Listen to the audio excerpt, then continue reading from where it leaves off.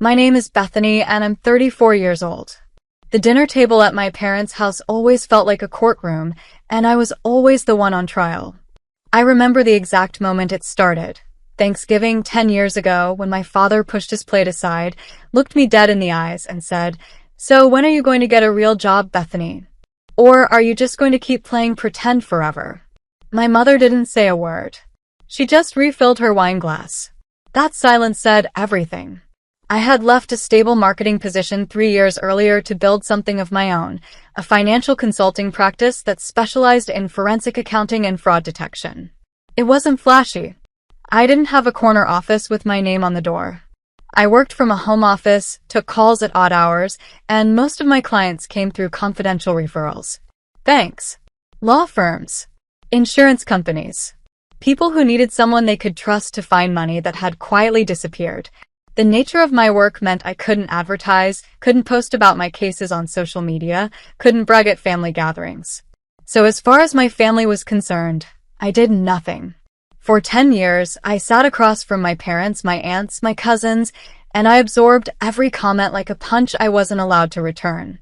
Bethany still hasn't figured it out. She was always the dreamer, bless her heart. My brother Garrett, who worked in sales and drove a leased BMW, would shake his head at me like I was a charity case. My mother once whispered to my aunt, loud enough for me to hear, that she worried I would end up alone and broke. That she didn't know what she had done wrong with me.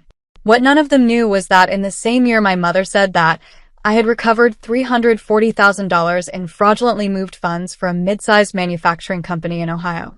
My fee alone had been more than my father earned in 2 years. But I couldn't say a word. Confidentiality agreements don't bend for family pride. The person who never once doubted me was my grandmother, Rose.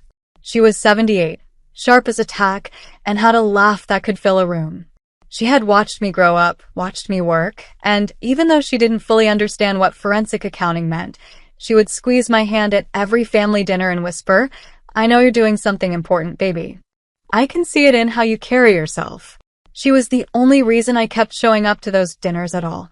So when I got her text on a Tuesday afternoon in March, I knew something was deeply wrong. It read, "Bethany, sweetheart, just thinking about you. Remember that puzzle book you gave me for my birthday? I've been working on page 47. Love always, Grandma Rose." I had never given her a puzzle book. We both knew that. Page 47 was our old signal, something she and I had established years ago as a joke after watching a spy movie together. It meant, "I need you. Don't call. Just come." I was at her apartment building within 30 minutes. She met me at the door, and the look on her face stopped me cold. Her hands were shaking, just slightly, and her eyes kept cutting to the hallway behind me like she was checking to make sure no one had followed.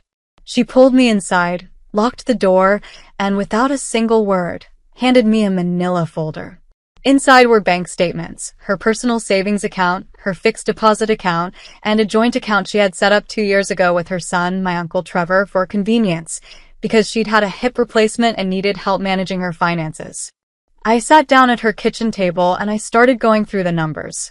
Page by page, month by month. And the further I read, the colder the room seemed to get.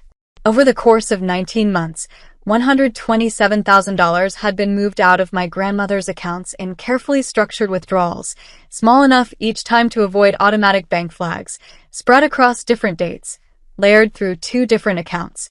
Someone had been very deliberate about this. Someone who knew exactly how financial monitoring systems worked. Someone who had full access and full trust. My grandmother sat across from me with her hands folded on the table. She didn't cry. She just watched my face, reading my expression the way only a grandmother can, waiting for me to tell her what she already feared but needed someone else to confirm. I closed the folder. I looked up at her.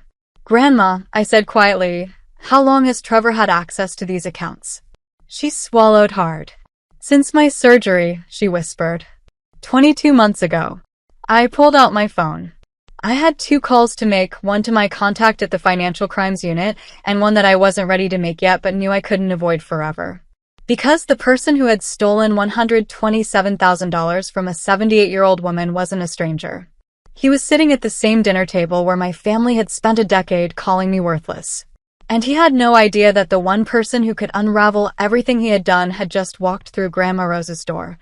I spent the next 4 hours at my grandmother's kitchen table with her statements spread across every inch of surface space, a legal pad filling up fast with my notes, and 2 cups of tea going cold beside me because neither of us remembered to drink them. Grandma Rose sat quietly in her armchair across the room, watching me work with that steady, patient expression she had worn my entire life, the same look she gave me when I was 9 years old and determined to finish a jigsaw puzzle that was clearly meant for adults. She never once rushed me. She just trusted me, the way she always had, the way no one else in our family ever bothered to. What I was looking at was not sloppy. Whoever had done this, and I already knew who, had structured every single withdrawal with enough spacing and variation to stay beneath the automated alert thresholds that most regional banks use. Amounts ranging from $2,800 to $4,900, never the same number twice in a row, never 2 withdrawals in the same week. 19 months of quiet, calculated theft from a woman who had trusted her own son with her life savings because her body had needed time to heal. The methodical nature of it made my stomach turn more than the number itself did. This wasn't a moment of desperation. This was a plan. I photographed every statement with my phone, organized the withdrawal timeline into a clean chronological document, and cross-referenced the dates against the joint account activity log. By the time I finished, I had a complete picture, $127,400 removed in 31 separate transactions, with the account balance manipulated just enough each month that a casual glance at the summary page would show nothing alarming. My Uncle Trevor had clearly been counting on Grandma Rose never looking closely, and she hadn't. Not until 2 weeks ago, when her pharmacy benefit changed and she sat down to recalculate her monthly budget and something simply did not add up. She had called no one for 2 weeks. She had sat with this alone, frightened and heartbroken and unsure who she could trust, until she reached out to me in the only way she felt safe doing it. I called my contact at the Financial Crimes Division, an investigator named Roland who I had worked alongside on 3 previous cases. I walked him through what I had documented, sent the photographs, and within the hour he confirmed that what I had compiled was more than sufficient to open a formal investigation. He told me to bring my grandmother in the following morning to make a formal statement, and that a warrant for Trevor's financial records would likely be filed by end of week.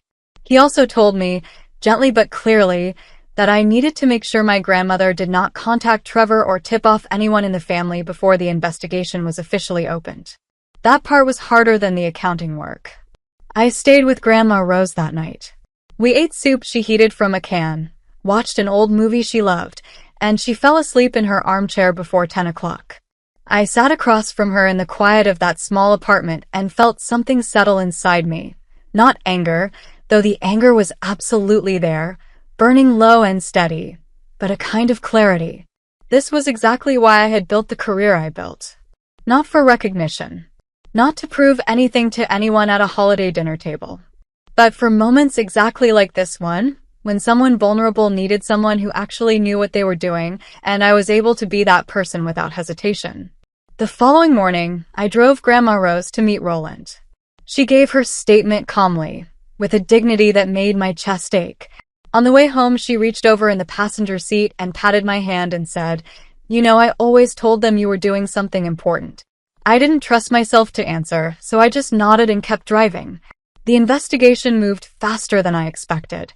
Within 6 days, Trevor's personal and business accounts were flagged and frozen pending review.